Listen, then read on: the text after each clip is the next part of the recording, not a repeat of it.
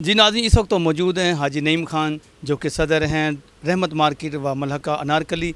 आज हम उनके ऑफिस में हैं, आइए उनसे जानते हैं कि election Lahore chamber of commerce के 2020 के जो हो रहे हैं उस हवाले से आज वो निज़ाम टीवी को अपना क्या पैगाम दें। बिस्मिल्लाहिर्रहमानिर्रहीम।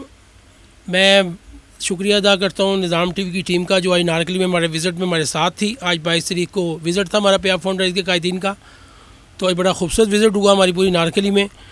और जो सबसे बड़ी बात थी वो ये है कि हमने 26 तारीख को सुबह पोलिंग पे जाना है 1 2 3 4 5 7 8 8 7 5 4 2 3 1 3 2 1 इसको हमने कामयाब करवाना है।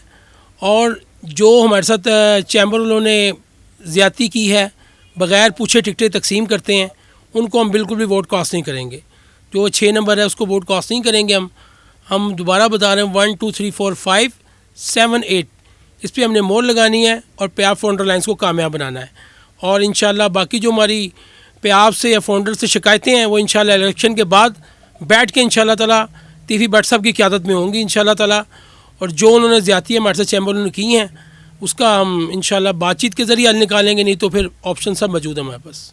Yunus Mobile, wholesale dealer, all mobile brands available. 25 years of trust. Address 29 Main Hall Road, Lahore. Phone 042 372 4485. Base Gulberg, Lahore.